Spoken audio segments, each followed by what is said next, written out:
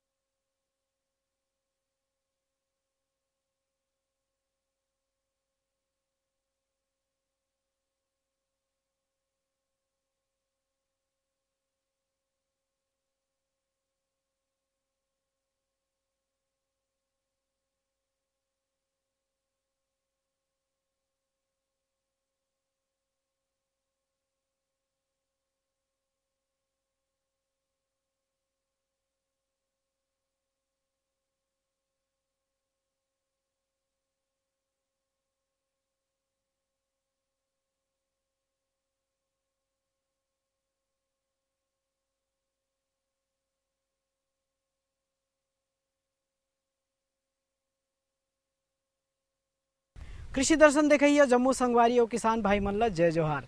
संगवारी हो साग भाजी के खेती हर कृषि आय के बहुत अच्छा माध्यम बनत जाते। हमारे छत्तीसगढ़ के किसान भाई मन 12 महीना आनी बानी के साग सब्जी ला उगा के बढ़िया आमदनी ला कमावत है। और एक सेती हमारे किसान भाई मन के खेती किसानी ला उन्नत बनाए खातिर उनकर आमदनी ला दुगुना करे खातिर हमन ये कार्यक्रम के माध्यम ले आनी बानी के जानकारी ला लेके आप मन संग गुड बात ला करथन। तो संगवारी हो आज हमन चर्चा करबो भाटा के सुघर खेती के बारे में। भाटा के साग के मिठास ला तो आप मन जानते छो संगवारी हो, चाहे सिंगी भाटा हो, गोलेंदा भाटा हो, चाहे अम्बटा भाटा हो, अब्बड़ मिठा थे। तो संगवारी हो हमार किसान भाई मन अगर वैज्ञानिक विधि ला अपना के उन्नत तकनीक के माध्यम ले एकर खेती ला करे तो फिर निश्चित रूप में ओकर आमदनी ला और दुगना कर सकत है। तो संगवारी हो ये भाटा के खेती ला हमन कैसे बढ़िया ढंग ले करबो जेमे हमन ला और ज्यादा आमदनी हो और एकर जानकारी लेवन।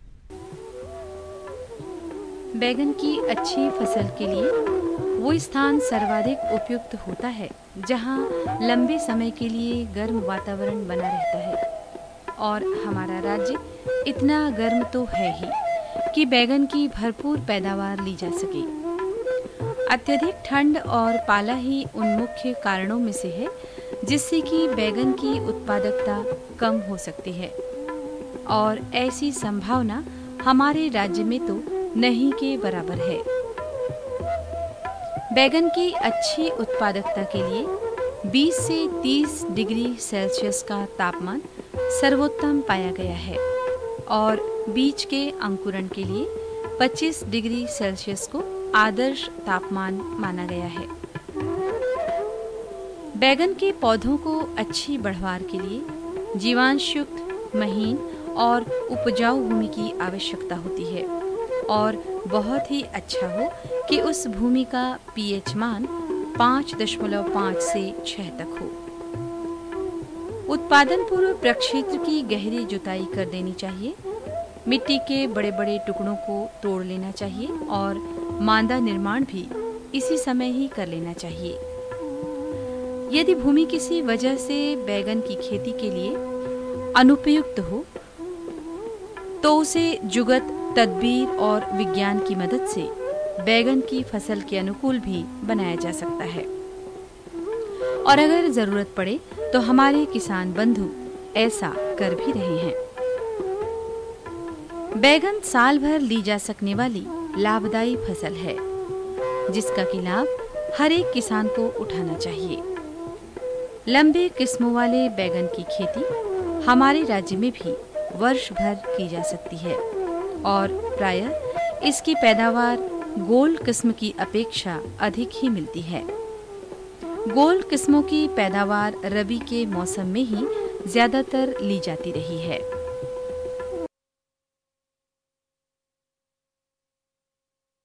संगियो कहे गए है कि तरकारी है तरकारी और यहाँ में पानी ही अधिकारी। कहे के मतलब है संगियो साग भाजी के खेती ला करथन तो सिंचाई व्यवस्था के बने चेत लगा के ध्यान देवर पड़थे। जतेक सुघर ढंग ले सिंचाई के व्यवस्था होई फसल उसने लहलहाही और उत्पादन घलोक ज्यादा मिलही। और अगर ड्रिप इरिगेशन के माध्यम ले हमारे किसान भाई मन है सिंचाई के व्यवस्था ला करे तो बात ही कुछ है संगवारी हो। आमतौर पे हमारे किसान भाई मन पहाटा पानी ला पलो देते जेकर ले पानी के बर्बादी होते और मेहनत है घलोक ज्यादा लगते। तो ड्रिप इरिगेशन के माध्यम ले अगर हमारे किसान भाई मन पानी पलोए तो में पानी के खपत कम होही, लागत कम आही, मेहनत मजूरी हर घलोक कम आही और खरपतवार हा घलोक नहीं जाए और संगे संग एमे खातू उतू ला घलोक देवत बन जाते। तो संगवारी हो ये भाटा के खेती ला करे बर सिंचाई व्यवस्था हम कैसे ढंग ले करबो आओ देखन। यदि बैगन की फसल को उचित सिंचाई मिल जाए तो ये उसके लिए अमृत तुल्य होती है क्योंकि बैगन के पौधों को सदा नमी चाहिए होती है। शरद ऋतु में बैगन की फसल को 12 से 15 दिनों के अंतराल में यथासंभव सिंचाई दें। सिंचाई की उत्तम व्यवस्था के साथ ही साथ जल के निकास को लेकर भी चौकन्ना रहना चाहिए। सिंचाई के लिए टपक पद्धति का इस्तेमाल किया जाए तो और भी बेहतर होता है। जल प्रबंधन की दृष्टि से अधिक बरसात वाले क्षेत्रों में ऊंची उठी हुई मेड़ों में रोपाई करना चाहिए और गर्म क्षेत्रों में या गर्म मौसम में फरो बेड में पौधे लगाना बेहतर होता है। ध्यान रहे कि एक स्थान में केवल एक ही पौधा लगाया जाना चाहिए। जल प्रबंधन का ध्यान रखा जाना हमारे राज्य के लिए बहुत ही जरूरी है।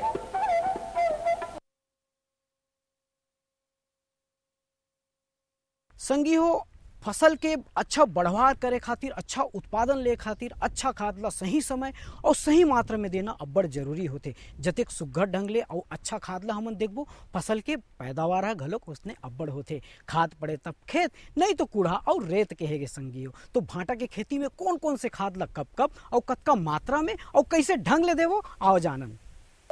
बैगन की फसल में पोषक तत्वों की उपलब्धता के लिए खेत की कम से कम 4 से 5 अच्छी जुताई करके सिफारिश मात्रा में गोबर की सड़ी खाद आखिरी जुताई के साथ ही भूमि में अच्छी तरह मिला देना चाहिए। साथ ही प्रति हेक्टेयर के मान से अनुशंसित खाद और उर्वरकों का प्रयोग भी किया जाना चाहिए। बैगन की फसल के लिए खरपतवार का नियंत्रण भी बहुत आवश्यक है। अवांछित खरपतवारों से निजात पाने के लिए खुरपी और कुदाली की मदद से समय समय पर निदाई गुड़ाई करते रहना चाहिए। खरपतवार नियंत्रण को और आसान बनाने के लिए निंदानाशक दवाओं का प्रयोग भी किया जाना चाहिए। बैगन की उपज भूमि की उर्वरा शक्ति, बैगन की किस्म और बुआई के समय के चयन पर निर्भर करती है। आमतौर पर 250 से 300 क्विंटल की उपज प्राप्त हुआ करती है और संकर किस्मों से 600 क्विंटल तक की उपज भी प्राप्त की जा सकती है। ऐसी उपज प्राप्त कर कोई भी कृषक अपनी माली स्थिति सुधार सकता है।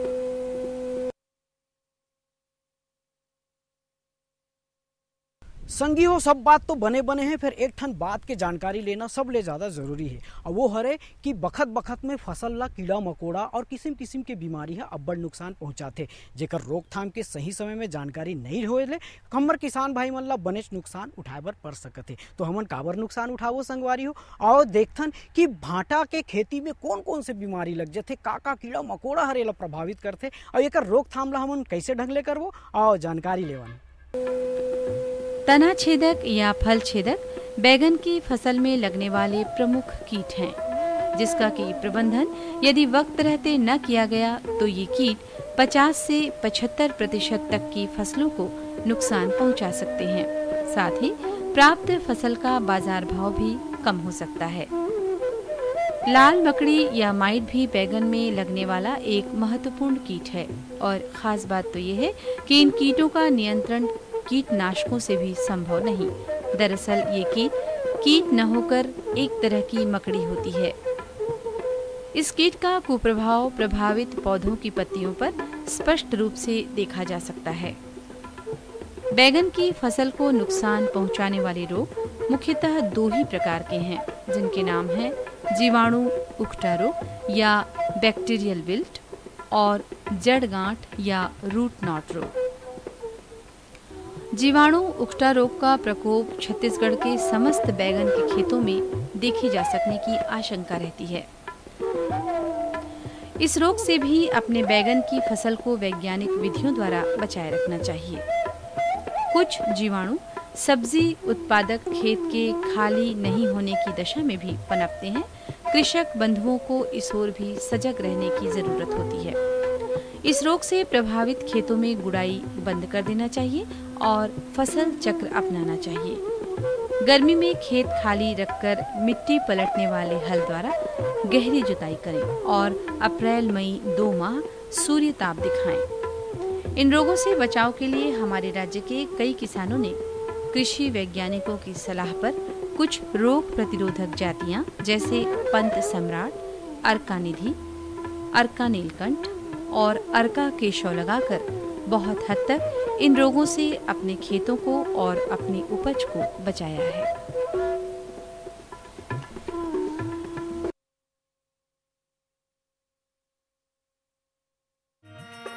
आँख में आंसू डार के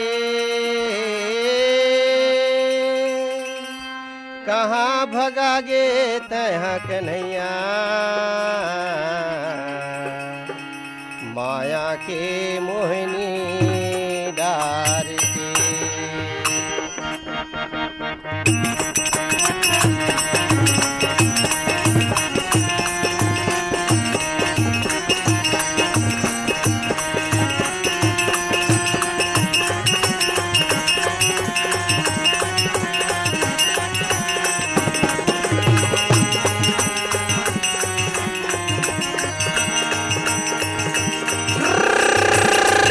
आजा संवरिया रे आजा आके मोरे मनमा समाजा। आजा संवरिया रे आजा आके मोरे मनमा समाजा। देखे बिना तरसे नैना देखे बिना तरसे नैना आजा रे आजा आजा रे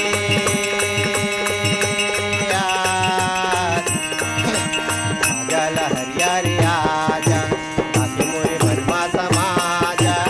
आजा लहरिया रे आजा आके मोरे मनमा समाजा।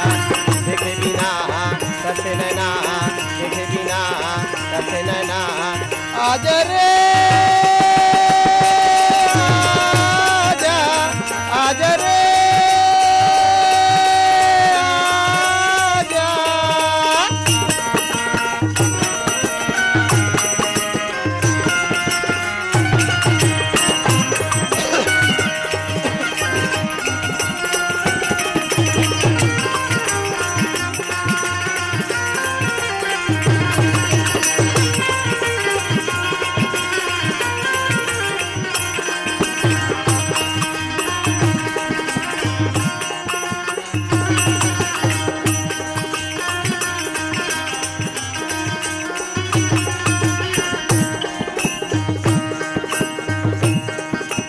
सबले देखे हाँ मैं तोला मन मोर झूमे लागे मन मोर झूमे लागे।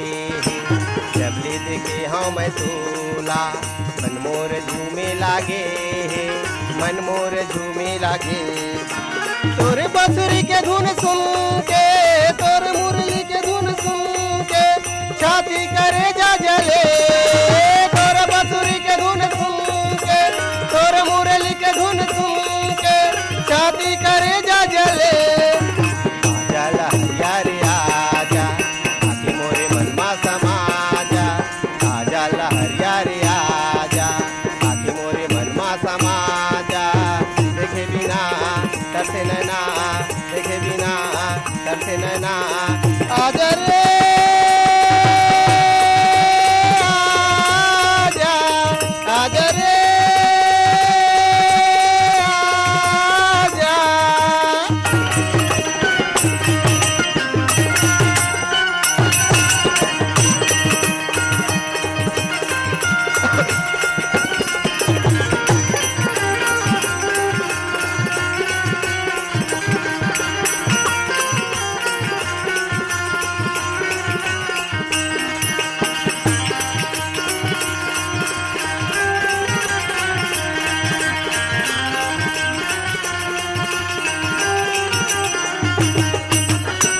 मोरे दरस बिना कान्हा तरसत हे मोरे नैना तरसत हे मोरे नैना।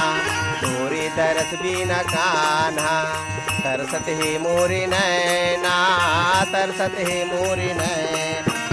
उड़ उड़ के आजा उड़ उड़ के आजा मोर पिंजड़ा के मैना। उड़ उड़ के आजा उड़ उड़ के आजा मोर पिंजड़ा के मैना। आजा लहरिया रे आजा आके मोरे मनमा समाजा। आजा लहरिया रे आजा आके मोरे मनमा समाजा। देखे बिना तरसे नैना देखे बिना तरसे नैना आजा रे आजा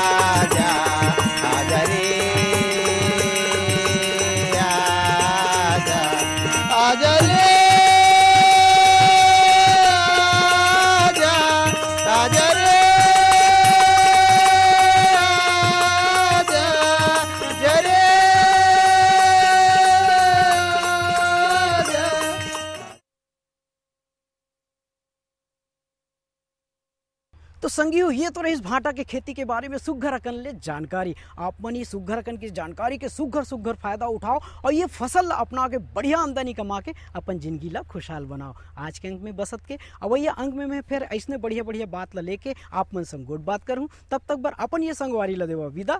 जय जोहार।